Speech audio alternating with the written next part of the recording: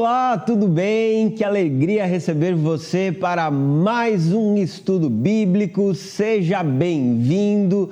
Nós estamos aqui empolgadíssimos para estudarmos a Bíblia juntamente com você. Afinal de contas, o estudo da Bíblia, ele é feito em comunhão, em unidade. Estamos juntos para nós desfrutarmos do conhecimento da Palavra de Deus. Por isso, quero convidar você para pegar sua Bíblia, pegar seu caderno de anotação, se preparar aí na sua casa, porque nós vamos juntos estudar a Bíblia nessa noite. Nós estamos falando sobre o tema Mesh, mas antes de nós entrarmos no tema da mensagem de hoje, do estudo de hoje, que aliás é um estudo maravilhoso, extremamente polêmico, se prepare aí que a pergunta vai vir daquele jeito, sabe aquela pergunta que diz, espera aí, é isso mesmo? Então, segura aí que você já vai ver qual é essa pergunta. Mas antes disso, eu quero pedir para você alguns favores. Primeiramente, vou pedir para você fechar o chat aí e clicar no curtir para que essa live seja reconhecida como útil e importante. O YouTube manda para outras pessoas a partir dessas curtidas, desses comentários. Além disso, eu espero que você compartilhe isso com outras pessoas, manda essa live, esse estudo bíblico para o pessoal do seu GP, copia o link, manda lá no grupo do WhatsApp, manda através do seu Instagram também, você pode colocar o link lá no Instagram, enfim, compartilha com todo mundo essa live, esse estudo bíblico, que é muito edificante, especialmente para quem já está casado, porque nós vamos falar de um ponto sobre satisfação no casamento. Eu estou dando spoiler para vocês. Daqui a pouco vem a pergunta, daqui a pouco vem o assunto. Segura aí que vocês já vão ver o que é. Além disso, eu quero pedir para você comentar muito aqui embaixo, comentar a cidade onde você está falando. Para começar agora, a cidade onde você está falando, qual igreja você frequenta, é importante que você participe interagindo em todo momento. Ou ainda, quando você ouvir uma frase, algo que chama a sua atenção, você pode colocar aqui embaixo nos comentários, você pode também colocar um foguinho, né, como sinal de que isso realmente aqueceu o seu coração, enfim. Participe desse estudo bíblico, comente, é muito importante a interação de cada um de vocês. E como de costume, no estudo bíblico sempre nós temos alguém aqui compartilhando desse momento. Hoje o Gustavo está aqui participando também, é uma alegria ter você juntamente comigo aqui para estudarmos a Bíblia. Isso aí, pastor, muito obrigado pelo convite. Olá, pessoal de casa, sejam bem-vindos ao nosso estudo bíblico. Hoje nós vamos para última semana, né, do tema Mesh, então até ficar a indicação assim, se você não perdeu algum dos dias, perdeu algumas das semanas, essa é a 5ª semana. E todo ano, né, eu acho que o Mesh ele funciona como quase que um curso de casamento ou para quem já é casado há muito tempo, um curso de revitalização ou de realinhamento do casamento. Então fica muito aí o conselho, a indicação para que você também assista toda a nossa série de estudos bíblicos, também lá no canal da Onda Dura, no YouTube, você possa assistir as pregações desses temas, que certamente isso vai servir muito para edificar seu casamento, sua vida familiar, conjugal, vai ser bênção demais. É verdade. E pessoal, fica aqui essa dica do Gustavo, né, para vocês, como algo bem importante, né? O tema Mesh é como se fosse uma construção que ela é feita. Então, nós começamos colocando alguns fundamentos para o casamento nas semanas anteriores, seja nas pregações ou nos estudos bíblicos, você pode acompanhar pregação lá no canal da Onda Dura e os estudos bíblicos aqui no canal do Pastor Lipão. Você pode acompanhar tudo isso e ser extremamente edificado, né? E hoje, né, Gustavo, a gente está num formato um pouquinho diferente. Você vai perceber que nós não vamos estar interagindo com os comentários de vocês ao vivo, mas nós queremos muito que vocês comentem como um sinal de que estão participando e dentro do possível nós também estaremos respondendo dentro do chat os comentários de vocês, estaremos também trazendo aquilo que vocês estão comentando através de respostas, nós estaremos acompanhando vocês, fiquem tranquilos com relação a isso, tá bom? Exatamente. É isso, né? Vamos lá? É isso, bora. Vamos lá. Vamos lá para a pergunta? Vamos lá. Eu tô até assim, dizendo assim, vou colocar já essa pergunta ou não, né? Vamos lá. Mas simbora, é hora de colocar a pergunta, eu vou colocar até de laranja a pergunta. Chama atenção. Para chamar atenção, vamos lá. Qual é a pergunta? É possível um homem se satisfazer com uma só mulher? E aí, Gustavo?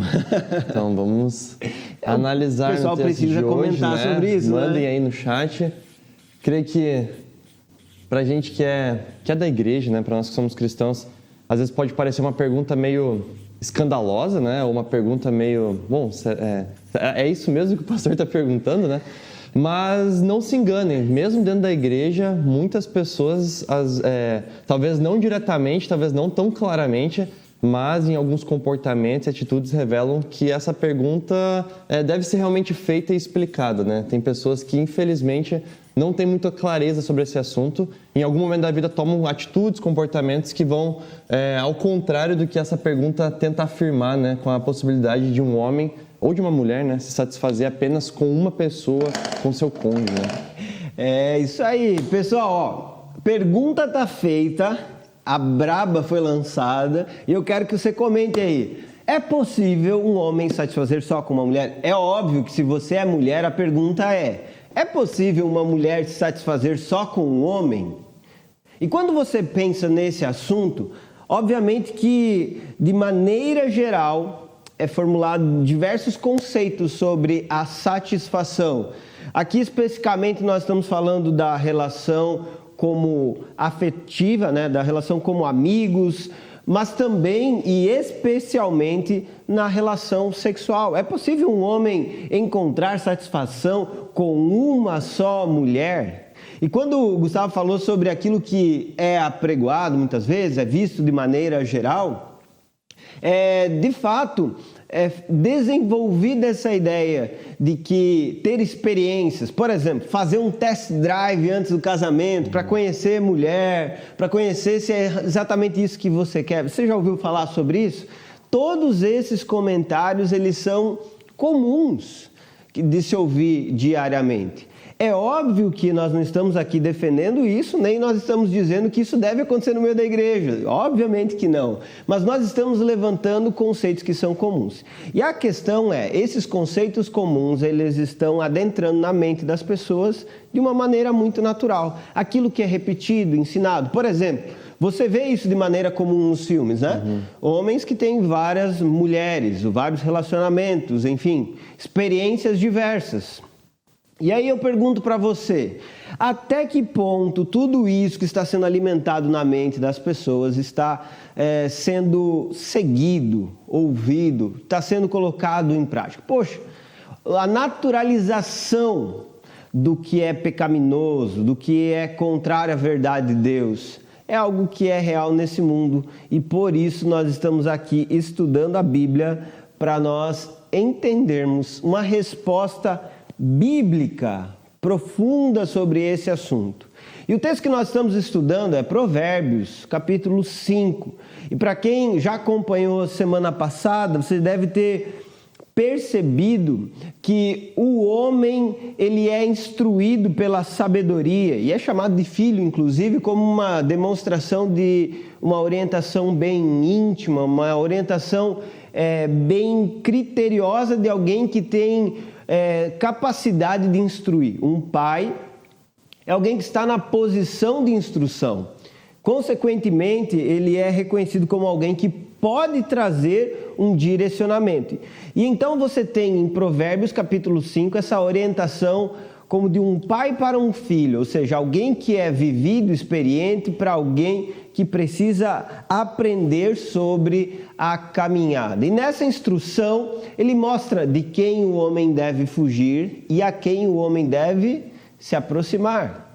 De quem o homem deve fugir. Isso fica bastante claro aqui no livro de Provérbios, especialmente aqui nesse capítulo 5, que o homem ele deve fugir da mulher adúltera.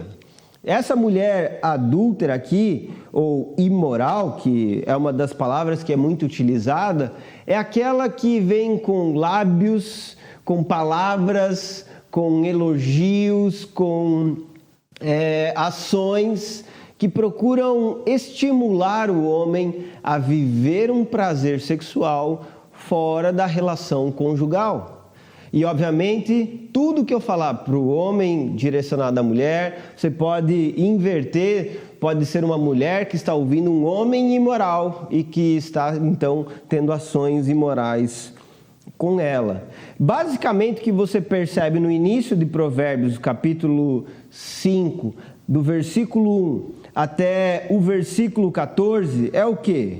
Primeiramente, a apresentação de que essa mulher imoral, a doçura que ela transparece nas suas palavras, nas suas expressões, vai se tornar em algo amargo, em algo extremamente danoso. Depois, algo que também é apresentado é que aquilo que aparenta ser ganho transforma-se em perda.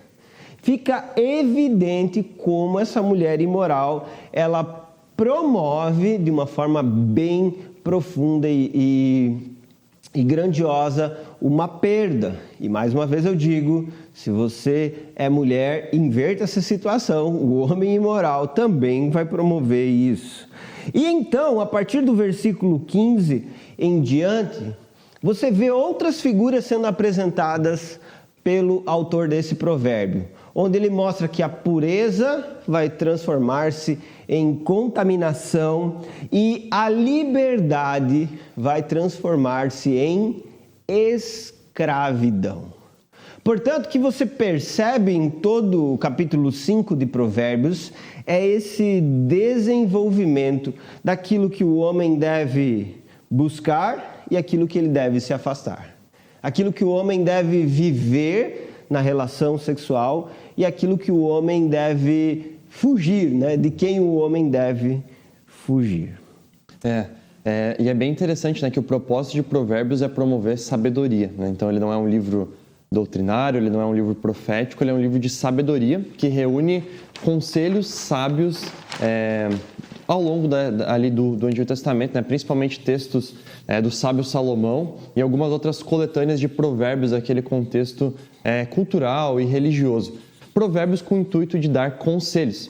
E olha só que interessante, se a gente for fazer uma análise completa ali do livro de Provérbios, a gente vai perceber que esse primeiro bloco, que é o bloco que faz parte desse texto, capítulo 1 até o capítulo 9, é um bloco onde a menção aqui de Salomão e os provérbios, eles caminham muito na direção de mostrar qual que é o fundamento, qual que é a base para uma vida sábia. E a base para uma vida sábia passa por tomadas de decisões, né? Todos os dias a gente toma muitas decisões.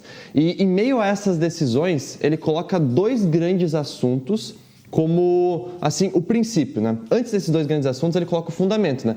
Que a sabedoria tem como base, como fundamento, o temor ao Senhor. Ou seja, a partir do momento que eu vivo uma vida sob a consciência de que Deus existe e de que Deus é o Senhor deste mundo, o Senhor da história, o Senhor da minha vida, a partir do momento que eu tenho essa consciência, eu vou viver uma vida sábia, tomando atitudes sábias porque eu sou consciente dessa existência e submetendo-se então a essa existência, temendo ao Senhor, eu tomo atitudes e práticas sábias. E aí ele coloca dois grandes assuntos, do 1 ao 9, que é assuntos envolvendo o nosso lidar com dinheiro e com sexualidade, com imoralidade ou fidelidade, né?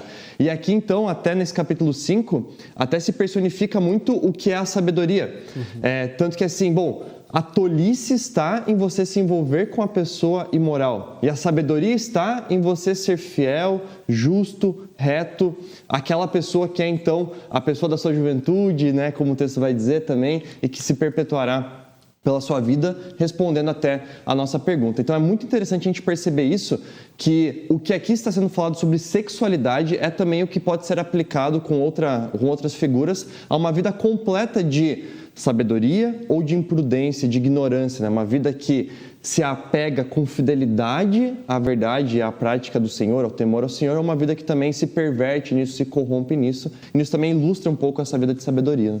É isso aí. Olha aí, pessoal, coloquei aqui no quadro um resuminho daquilo que eu falei anteriormente. Doçura em amargura, ganhos em perdas, pureza em contaminação, liberdade em escravidão. Mas vamos lá, vamos ler o texto. Por favor, abra a Bíblia na sua casa para você poder ler esse texto. Provérbios, capítulo 5. Hoje nós vamos falar do versículo 15 em diante. Diz assim o versículo 15: Beba das águas da sua cisterna, das águas que brotam do seu próprio poço. Por que deixar que as suas fontes transbordem pelas ruas e os seus ribeiros pelas praças? Que elas sejam exclusivamente suas, nunca repartidas com estranhos. Seja bendita a sua fonte. Alegre-se com a esposa da sua juventude. Vamos lá, pessoal. Primeiro, você tem uma figura aqui sendo apresentada: as águas da sua cisterna. Pense comigo como se fosse um poço, um lugar onde você armazena a água que você bebe. Isso está sendo utilizado, obviamente, como uma ilustração. Se o autor do provérbio ele está falando sobre a forma de você viver a relação com a sua esposa, com a sexualidade, a forma como você deve abordar uma forma sábia ou um jeito sábio de viver, você então tem essa orientação relacionado a entender o que é a água da sua cisterna. Obviamente que essa expressão está se referindo à vida conjugal, à relação com a sua esposa, ao deleite, ao prazer que existe entre um marido e a sua mulher. E o que ele está então mostrando aqui, de maneira bem clara e direta, é: beba da água da sua cisterna. Então vamos voltar aqui à nossa pergunta, né? É possível um homem satisfazer com uma só mulher? Bom, a primeira coisa que nós ficamos compreendendo nesse texto é qual é a orientação bíblica, qual é o princípio bíblico, qual que é a direção que a palavra de Deus ela orienta, e obviamente nós entendemos como normativo por tudo que nós lemos na Bíblia de maneira geral. É possível um homem se satisfazer com uma só mulher? É óbvio que essa resposta direta vai ser sim, e isso começa a ser explicado através desse princípio que Deus estabeleceu, esse princípio de um homem se satisfazer com uma só mulher como sendo algo bom, algo válido, algo verdadeiro, algo justo, algo agradável diante dos seus olhos. Quando nós olhamos de maneira geral, e aqui nós já começamos a tomar isso como um princípio das Escrituras, é que o prazer do que é seu, daquilo que está sob seu domínio, sobre a sua relação, o seu vínculo, é o que você deve valorizar. Vamos tentar deixar isso um pouco mais claro. Deus estabeleceu que o homem ele deixaria pai e mãe e se uniria à sua mulher, e então os dois seriam uma só carne. Esse princípio estabelecido por Deus de ser uma só carne fala sobre quando um homem se entrega a uma mulher. Isso é o casamento, quando uma mulher se entrega a um homem. Quando você diz: a partir desse momento o meu corpo ele é seu. A partir desse momento nós estamos ligados fisicamente, emocionalmente, financeiramente, enfim, em todos os aspectos há um vínculo entre esse homem e essa mulher. Biblicamente falando, esse é um propósito que Deus estabeleceu, do homem estar ligado, unido, vinculado a uma só mulher. E aí, Gustavo, quer acrescentar alguma coisa a isso enquanto eu escrevo aqui? Pode ser. Eu vejo muito nisso o princípio da exclusividade, né, e da singularidade do relacionamento. Tanto que um dos exemplos que você deu ali no início, pessoas que infelizmente hoje não, né? Eu acho isso que é histórico, né? Defendem a ideia de que você não pode entrar num casamento sem antes fazer um test drive, né? Sem antes talvez se envolver sexualmente com essa pessoa, porque vai que não dá certo, né? Vai que vocês, sei lá, não vão ser compatíveis ou não vão gostar um do outro, algo nesse sentido. Então, como assim você vai poder para o resto da sua vida passar ao lado de uma pessoa que você não tem o prazer em estar junto? E também no que diz respeito a relação sexual. E é bem interessante que aqui entra o princípio da exclusividade, como também, olha, tornando-se uma só carne, singularidade, exclusividade. O que está por trás disso? A nossa satisfação, ela não está pautada em opções, ela não está pautada em comparações. A nossa satisfação está pautada no compromisso, na fidelidade e na aliança. Por isso que também é muito importante saber de que não existe num casamento, num relacionamento, a comparação. Aquilo de a gente se colocar em, é melhor ou pior, e por isso antes teve que fazer testes até achar o que é o melhor. Não existe melhor ou pior, existe a exclusividade, existe a única pessoa, o único homem, a única mulher que faz parte, então, desse relacionamento de exclusividade que é o casamento. Exatamente. E uma coisa que precisa ficar clara aqui é... Por que um homem se casa com uma mulher? Aí tem gente que diz, poxa, eu me casei porque eu fui obrigado, eu fui forçado. Por quê? Pelos meus pais. Ou então, né, porque engravidou, né? Como se engravidou foi algo que aconteceu sozinho, né?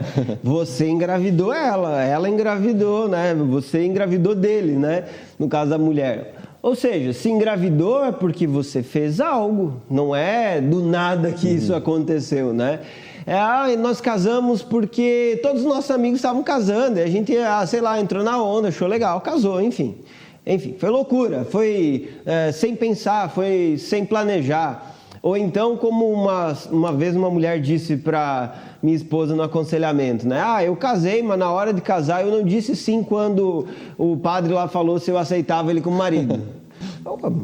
Não importa se você na hora não entendeu direito o casamento, essa é a verdade. Não importa se na hora você estava com uma questão. A questão é você assumir um compromisso, o casamento.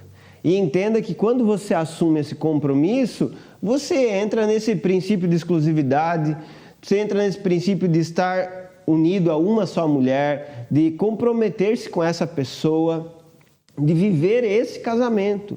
E a partir de agora você precisa assumir essa bronca, essa responsabilidade. É algo que está nas suas mãos e você precisa compreender. E compreender que esse princípio de exclusividade envolve uma dedicação a essa pessoa. Interessante que lá no versículo 16 ele faz uma pergunta, né? Por que deixar que as suas fontes transbordem pelas ruas e os seus ribeiros pelas praças? Ou seja, por que você vai jogar fora a sua água? Por que você vai perder aquilo que você tem dentro da sua casa? É uma pergunta que está sendo feita da seguinte forma: olha, cara, seria muita tolice, muita loucura você jogar fora algo que você tem armazenado, guardado dentro da sua casa e que lhe é muito prazeroso, muito importante, muito útil.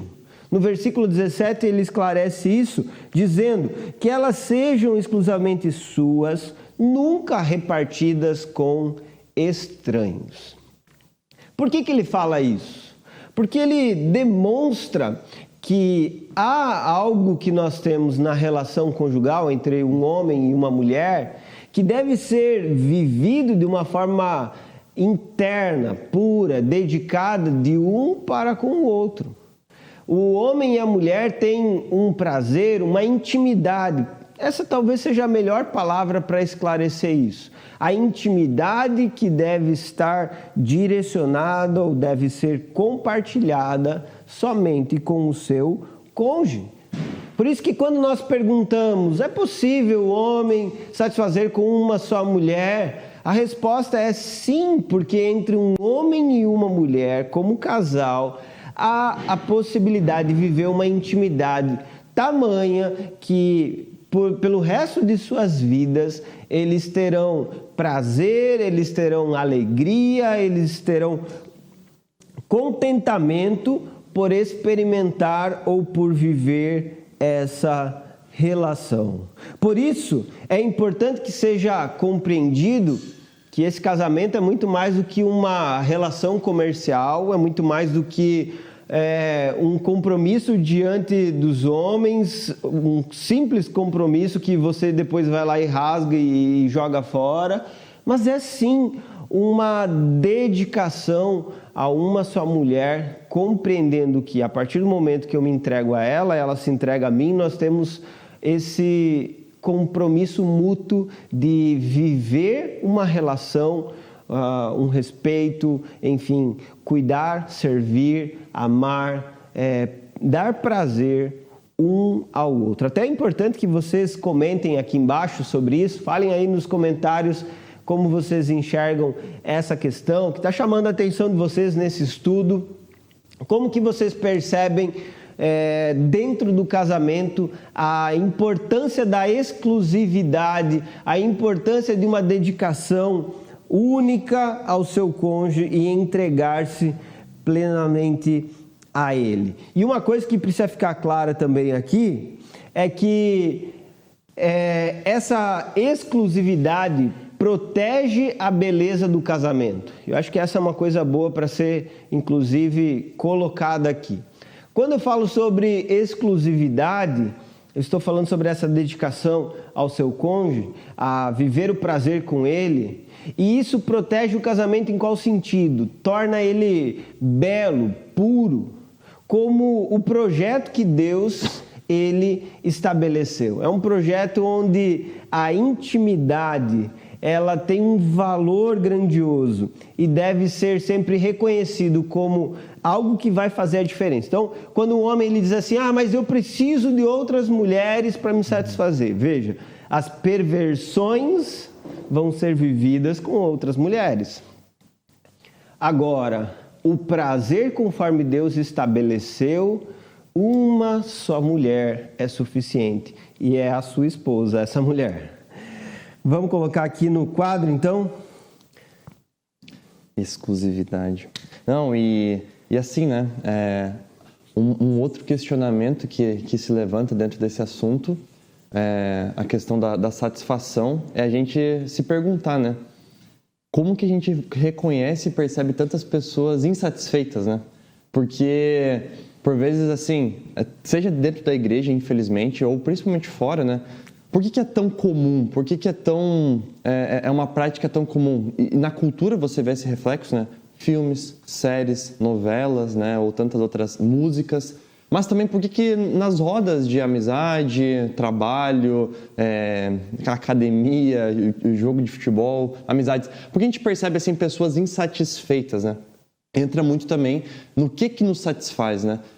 A gente se questiona, né? Bom, o alvo da nossa satisfação são pessoas conseguem nos preencher totalmente? A gente, como cristão, vai dar resposta. Não, né? A nossa satisfação plena está em Deus. Por isso que, inclusive, como a gente conversou algumas semanas atrás, né? Sobre assumir a bronca do amor, a responsabilidade do amor, sobre se comprometer com o casamento, com essa aliança, isso envolve também você estar satisfeito, em primeiro lugar, no Senhor.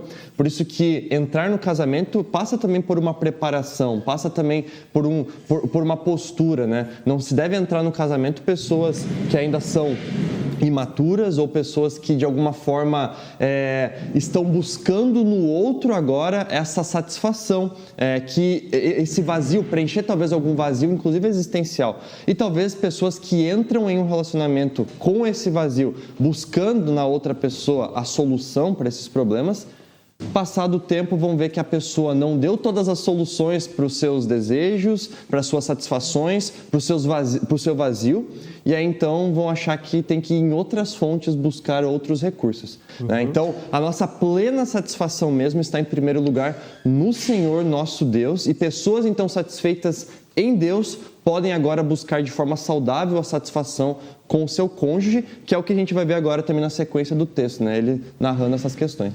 Só ainda um ponto sobre isso, que às vezes é difundido até no meio cristão, né? Por muito tempo dentro da igreja, esse assunto da sexualidade foi um tabu, infelizmente, porque talvez não liam corretamente as escrituras, especialmente Cantares de Salomão. Esse texto mesmo ele é bem enfático sobre essa liberdade entre o casal e por vezes era meio que desenvolvido. O sexo é uma experiência somente para a reprodução. Ou então, o sexo é algo esporádico no casamento. Mas, gente, a Bíblia não está defendendo nada disso, pelo contrário, a Bíblia ensina uma constância, uma entrega e uma dedicação que deve acontecer entre o casal, na vida entre eles, na intimidade entre eles. E quando você percebe esse ensinamento que confronta uma visão equivocada, você entende o quanto essa intimidade entre um homem e uma mulher só faz o casamento cada vez mais se tornar rico, valioso, reconhecido segundo os preceitos que Deus estabeleceu, ou vivendo plenamente todos esses preceitos que Deus ele estabeleceu. Então é importante que seja enfatizado aqui para vocês. É necessário remover equívocos que por vezes são transmitidos através de novelas, filmes, histórias que você pode ler e ouvir à sua volta, ou ainda ensinamentos que dentro da própria igreja podem ter sido levados a você e que são contrários ao que realmente a palavra de Deus ensina. Então, entenda, a sexualidade foi criada por Deus, é uma bênção dada por Deus, não é somente para a reprodução,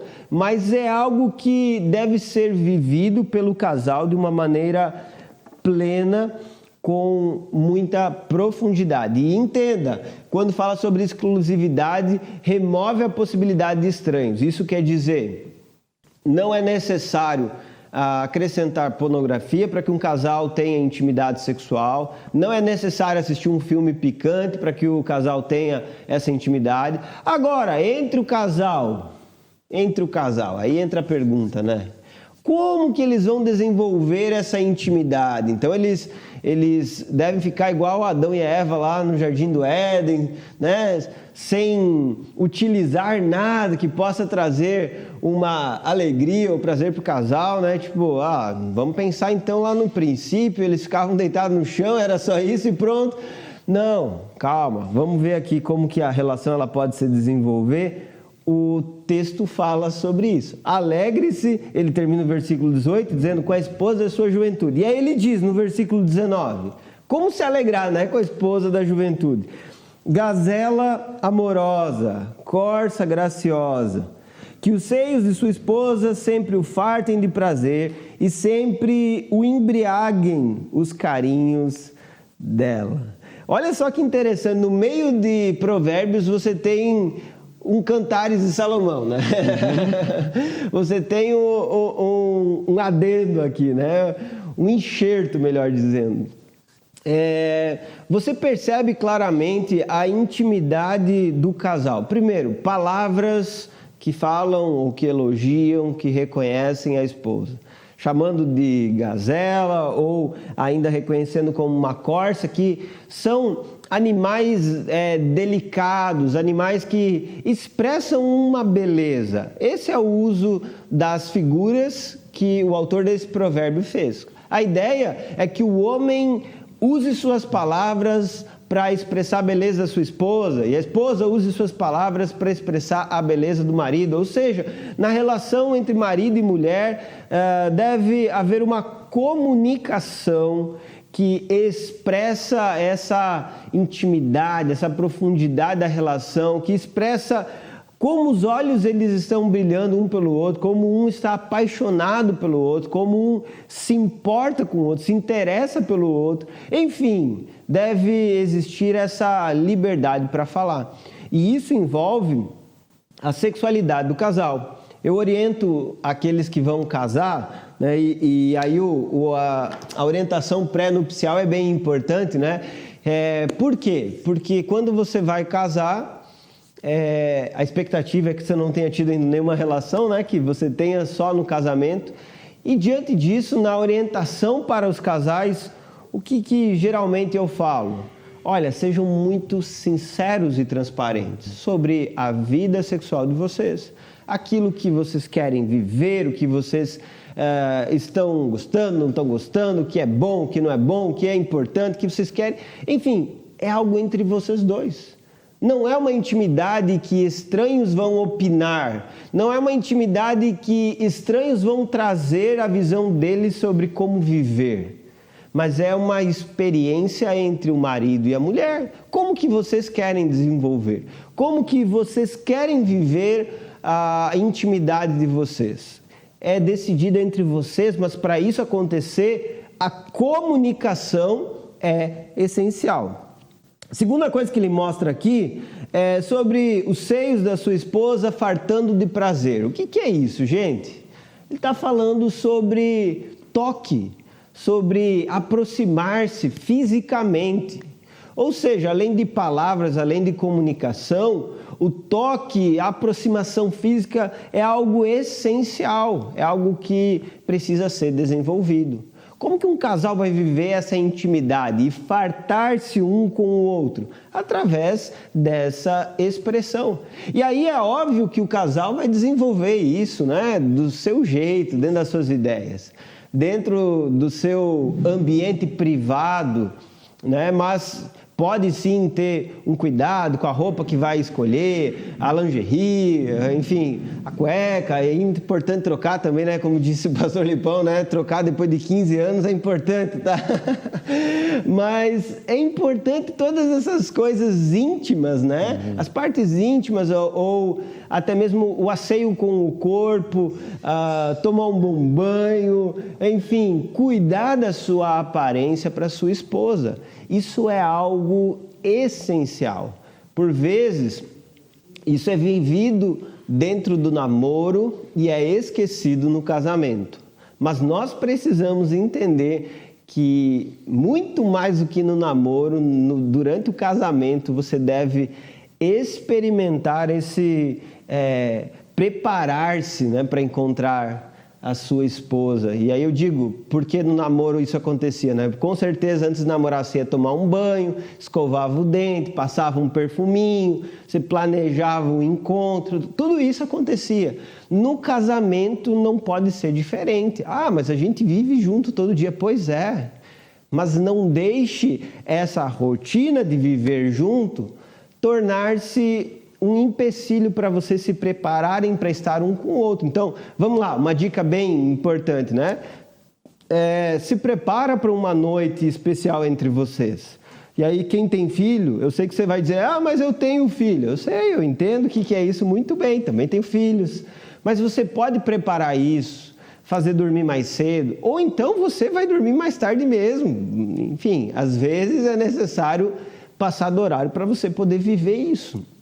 Essa intimidade, esse tempo como casal, mas precisa ser organizado, desenvolvido pelo casal e precisa ser planejado por vocês, cuidando desses detalhes que fazem toda a diferença. E isso nos livra de dois equívocos, né? Porque por um lado, por infelizmente vivermos uma cultura muitas vezes hipersexualizada, uma cultura pornificada, uma cultura deturpada com relação à sexualidade, muitas vezes dentro da igreja se enxerga ou se prega ou se conversa sobre sexualidade com muitos tabus.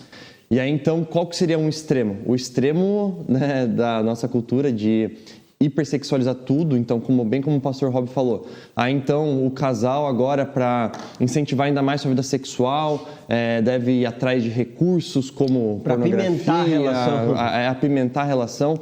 Infelizmente, e isso, por mais que seja algo chocante, eu creio que vocês em algum momento já devem ter convivido, mas eu já ouvi histórias e convivi com pessoas que enfrentaram divórcios porque o marido, viciado em pornografia, estava agora querendo para apimentar a relação ou para desenvolver ainda mais isso no casamento, porque já não estava mais tendo satisfação exclusivamente com a sua esposa, por estar com uma mente já toda corrompida também por conta dos conteúdos que consumia. Queria então trazer outras pessoas para participar da relação conjugal, para ver se isso dava um up, né? Dava uma apimentada, e isso corrompeu, destruiu totalmente o casamento das pessoas, obviamente.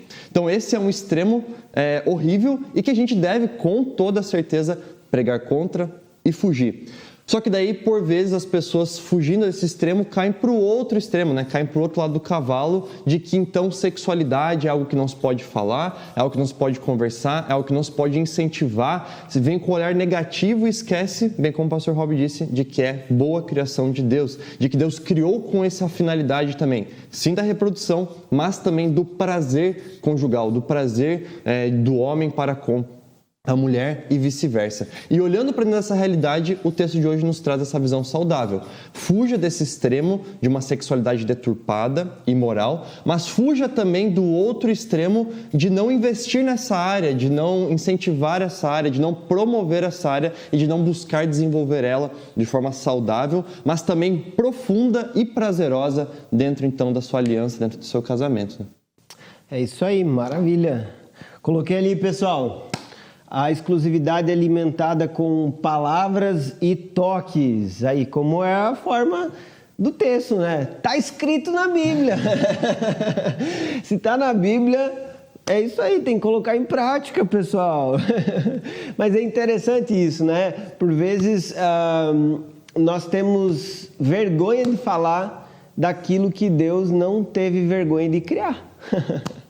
Foi Deus que criou o prazer entre um homem e uma mulher. E nós não temos que ter vergonha de entender isso à luz das Escrituras. É óbvio que eu não estou falando você abrir intimidade para outras pessoas, não é isso. Mas estou falando sobre ensinar o princípio do casamento, da sexualidade, como se vive uma intimidade, uma sexualidade cristã de forma saudável. Isso nós temos que ter liberdade para falar e sem qualquer receio sobre isso. E para ver como é que o pecado realmente é triste e realmente prejudica o plano perfeito de Deus, né? Porque o pecado nos faz, no momento errado, querer desenvolver esse assunto de forma errada, e no momento certo, aí agora parece que baixou a veste do tabu sobre o assunto, não se conversa mais, não se desenvolve mais, tem vergonha de falar. Mas quando era errado, quando não era o tempo, ou quando é fora da aliança, aí parece que vem a vontade de falar, de desenvolver e de aprimorar, né? Não faz sentido, mas é o pecado justamente corrompendo aquilo que Deus desenvolve de forma perfeita e com o seu planejamento perfeito também. Nesse sentido, até aquela frase é bem importante, né? O pastor Lipão cita ela várias vezes. Seja sem vergonha com a sua esposa. Ou seja, no casamento você não tem que ter vergonha nenhuma. O homem não deve ter vergonha com a sua esposa, a mulher não deve ter vergonha com o seu marido, um deve brincar com o outro, um deve, enfim, ter momentos onde vão se divertir e se divertir com toque, com abraço, com brincadeira, enfim, divirtam-se um com o outro. Esse é o princípio das Escrituras e isso é belo, é algo precioso que foi criada por Deus. Aliás, ele diz aqui, né? Se fartem, se embriaguem com os carinhos, ou seja, são palavras para falar sobre alguém que está deliciado com aquilo, né? Sentindo assim, num lugar maravilhoso. E entenda, isso não é para uma noite de núpcias somente, é para o casamento como um todo, ok? Olha aí, quem está assistindo aí o estudo bíblico, se a esposa não está assistindo junto, chama para assistir depois, ou se o marido não está assistindo agora, bota ele para assistir depois, porque se vocês não estão vivendo isso, vocês ainda podem viver. É algo que eu posso dizer para vocês hoje.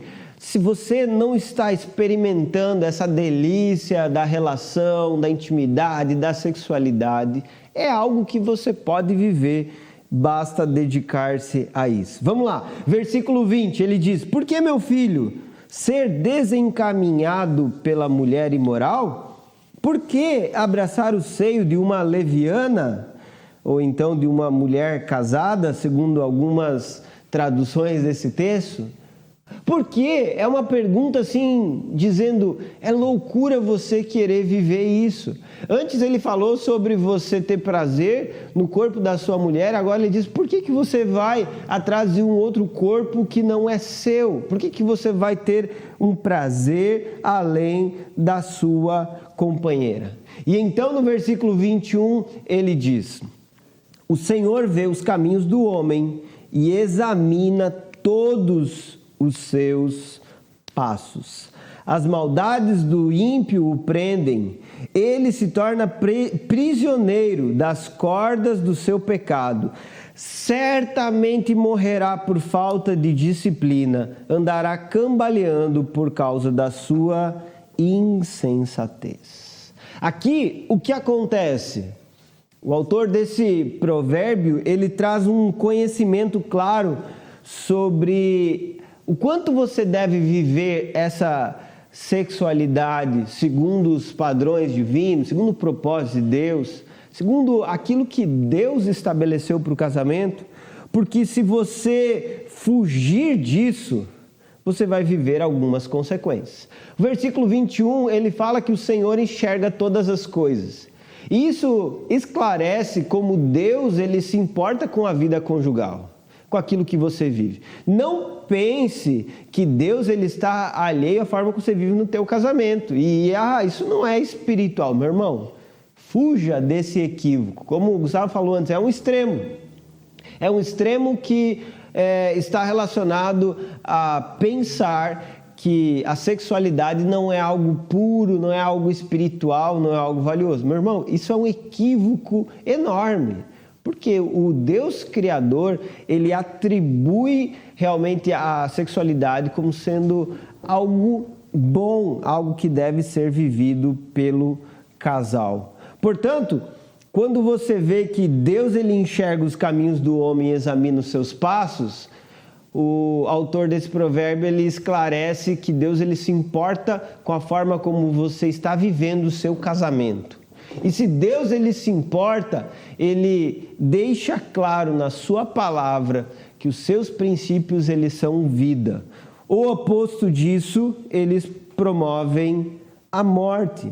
Você vê qual é o juízo para aquele que vive com a mulher imoral. E aqui algumas pessoas pensam, Deus vai mandar um raio do céu sobre aquele que está cometendo adultério. Aí a pessoa vai, comete adultério, e ele pensa, poxa, não caiu um raio do céu?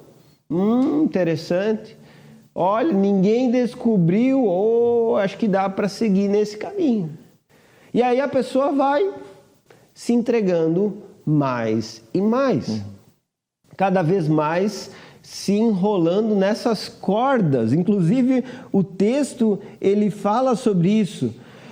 Ele se torna prisioneiro das cordas do seu pecado, ou seja, ele produz aquilo que vai trazer mais incômodo para ele ainda. Ele produz aquilo que vai lhe enrolar mais ainda. O pecado é como se fosse uma corda que você está criando e que está te enrolando. E quanto mais você vai pecando, mais você vai se enrolando. E a ideia é que isso te enrola tanto que chegará no momento que por falta de disciplina, por falta de abandono desse pecado, a pessoa morrerá. Ela andará cambaleando por sua insensatez, no sentido de que ela vai ser, quem anda cambaleando, né? Ele não vai ter firmeza, ele não vai ter constância, porque a sua entrega à devassidão, à pecaminosidade, vai fazer com que ele se suje completamente e viva uma vida totalmente destrutiva, danosa, que é de entrega ao pecado. Destruindo o casamento, destruindo os seus compromissos, porque a aliança do casamento é um compromisso, enfim, se entregando à morte e à destruição. Portanto, o juízo sobre essa pessoa pode não vir através de um raio do céu, né? Mas certamente chegará com as consequências por essa escolha. E essa consequência um dia bate a porta, um dia chega como uma realidade por aquilo que está sendo semeado. Pense que o adultério ele é uma semente que vai trazer uma colheita danosa. Talvez depois de muitos anos, mas certamente ele vai trazer essa colheita danosa. Assim como a sabedoria, né? Assim como que é o tema principal do livro, ela é algo que a colheita das consequências, do resultado da sabedoria, é uma colheita a longo prazo. E isso é bem importante, né? Porque, como eu falei lá no início, o livro de Provérbios ele não é um livro de doutrina ou profético, ou um livro no sentido, assim, tudo aquilo que foi dito agora, amanhã você já vai experimentar. Vamos usar um provérbio genérico, assim, né? Do tipo, olha, se você guardar dinheiro, você será rico. Tá, esse é um conselho. Pode ser que isso se cumpra de fato daqui a 1 ano, a 10 anos, a 50 anos? Sim, se você for seguindo esse conselho, esse padrão ele vai sendo construído e uma vida sábia, conforme esse conselho, vai te direcionando para essa consequência. Mas não é algo do tipo assim, fez isso, vai consequência disso já imediatamente. Então, porque é uma construção, é algo a longo prazo. E aí esse princípio da sabedoria, de uma vida sábia, que é uma construção a longo prazo, também se aplica à vida não sábia, né? À vida do insensato, do imoral. Porque, por vezes, o sábio vai tomar atitudes sábias e, no tempo presente, ele vai estar colhendo algo ruim, ou algo estranho, ou talvez algo não tão bom. E talvez o imoral, o insensato, vai estar plantando sementes de insensatez, de imoralidade, e no presente ele vai estar colhendo lábios doces como mel, palavras suaves como azeite, relacionamentos que para ele são algo extraordinário, que lhe dão assim uma empolgação, uma extravagância, sentimentos profundos. Mas, assim como para o sábio é uma construção a longo prazo, uma vida toda de sabedoria, e os frutos disso serão perpétuos, né? Perdurarão ao longo da vida, também o insensato. Pode ser que no momento presente o insensato esteja sendo muito insensato e colhendo coisas aparentemente agradáveis, suaves, mas a consequência disso é a perdição, é a corrupção, é o tornar-se escravo dos seus próprios desejos e se perder em meio a isso. Então, a gente pensa, né? E isso é muito interessante. Seguir regras, né? Nossa, eu não quero ser cristão porque cristão tem regras, cristão tem padrão de moral. Isso é uma prisão, eu quero ser livre. O que a palavra de Deus nos deixa muito claro é que livre é aquele que vive consciente das balizas que Deus colocou para conduzir uma vida de forma sábia. Porque aquele que se acha livre, se considera livre, vivendo então afastado dos princípios do Senhor, na verdade está se tornando cada dia mais escravo dos seus próprios pecados, dos seus próprios desejos, da sua própria insensatez. E a consequência é clara. Não é difícil você encontrar pessoas que, num primeiro momento, achavam-se superpoderosas, livres, plenas, tomando atitudes insensatas à torta e direita. E a consequência final, após algum tempo, após alguns anos, foi a perdição, a corrupção, a desgraça, o amargar em arrependimento por conta dessas atitudes que o levaram à escravidão dos seus desejos. Né? É isso aí, é verdade. Muito real isso, e que fique bastante claro e evidente que os ímpios um dia serão surpreendidos pelos seus próprios pecados. Infelizmente, algumas pessoas alimentam uma ideia de que não enfrentarão consequências, mas a verdade é que as consequências chegarão. Por isso, um conselho final que eu queria deixar aqui para vocês, em letras garrafais. Faça amor com quem? Com a mesma pessoa. Faça amor com a mesma pessoa pelo resto da sua vida. Não vai caber tudo aqui. Faça amor com a mesma pessoa pelo resto da sua vida. Esse é o princípio. Você está casado, você tem uma pessoa aí para você viver essa intimidade, essa sexualidade. É possível você se satisfazer somente com ela. Mas eu tenho um passado. Isso pode ser limpo, purificado. Isso pode ser resolvido se você for disciplinado. Se você realmente quiser isso. Se você realmente buscar em Deus essa graça para que o foco da tua vida plena, da sua sexualidade esteja somente no seu casamento. Agora, quem deseja algo diferente, colherá as consequências por essa escolha. É isso aí, né, Gustavo? Amém, é isso. Muito Alguma bom. dúvida sobre isso? Algum comentário ainda adicional? Olha, acho que tá muito bom, muito bem pontuado. Muito bom. Ficou claro aí todas as coisas? Então vamos lá, né? Muito claro. É possível um homem satisfazer com uma só mulher?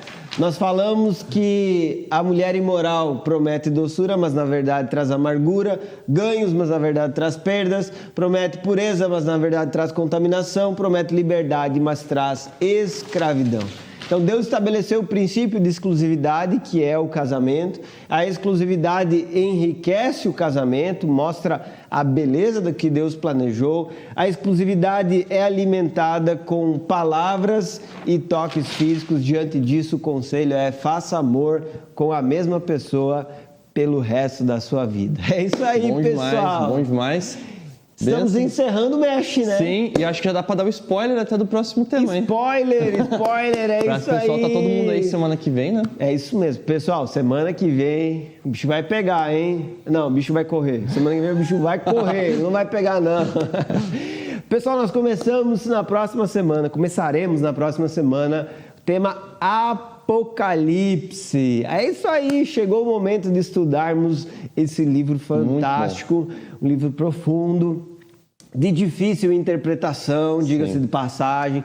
Tem muitas interpretações, mas nós vamos trazer para vocês aqui no Estudo Bíblico uma compreensão bastante clara do que esse texto está dizendo. Então, gente, vocês não podem deixar de participar, porque o estudo bíblico da semana que vem vai falar sobre Apocalipse. Nós vamos desenvolver esse novo tema e você vai ser muito edificado. Então, participe, chama todo mundo também, já compartilha com a galera, já fala, ó, a gente tá chegando, Apocalipse, o próximo tema vai ser maravilhoso. E é o nosso último tema do ano, né? É isso aí. E vai nos acompanhar aí por alguns meses. Pense, né? Novembro, dezembro, janeiro, alguma coisa aí, enfim.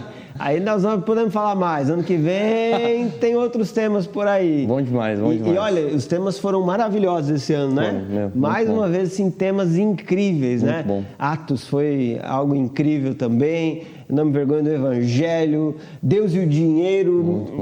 Quanto tema maravilhoso, né? Mas continuamos, porque a Bíblia é extraordinária. E isso da Apocalipse vai trazer muita edificação. Quem aí está empolgado, manda um foguinho, manda um coração em chamas, enfim, comenta aí embaixo. E realmente é um prazer ter vocês aqui participando do estudo bíblico, porque é um tempo de muita edificação. Benção demais. É isso aí, gente. Valeu, certo, gente. então. Uma ótima semana. Isso aí. Eu ainda vou fazer um convite, tá? A gente, essa semana na Onda Dura, né? Então se você está vendo agora, à noite, ao vivo, mas também ainda ao longo dessa semana, nós estamos tendo o Imersão Onda Dura. E ainda dá tempo de você adquirir e participar do Imersão de forma online. Então hoje, segunda-feira, foi o primeiro dia. Ao longo da tarde e da noite a gente teve o primeiro dia. Mas se você adquirir o Imersão online, você vai ter acesso vitalício a esse material. Então hoje talvez você ainda não viu, perdeu o que teve hoje, mas vai estar toda a live salva para você poder assistir, consumir. Amanhã nós temos o dia inteiro de programação ao vivo do Imersão e ainda na quarta-feira as últimas aulas. O Imersão ele é um curso que a Onda Dura oferece para irmãos da Onda Dura, mas também para outras igrejas, outras denominações, onde a gente abre as portas da Onda Dura sede aqui em Joinville e mostra tudo, desde administrativo, patrimônio, marketing, comunicação, pastoreio, liderança de jovens, adolescentes, crianças, a reflexão por trás de plantação de igrejas, cultos, tudo que a gente vive como igreja, a gente abre nesses dias. Então, é um material precioso, muito interessante. Então, fica aí meu convite. Se você não acompanhou hoje e ainda tem interesse, se informe nas redes sociais, podem mandar também aí no chat o link, porque ainda você pode adquirir, assistir ao vivo amanhã, terça-feira, quarta-feira, e o de hoje que ficou gravado, você vai ter acesso também vitalício. É isso aí, muito bom, gente. Vamos participar. A imersão é algo extremamente válido. Compartilhe com o seu pastor, com a sua igreja. É algo que vai trazer muito ensino, instrução. O que está sendo compartilhado aqui levou anos para ser desenvolvido, construído. Enfim, é algo muito precioso para as igrejas locais. Beleza, pessoal? Valeu. Isso aí. Deus tchau, abençoe. tchau. Até mais. Valeu!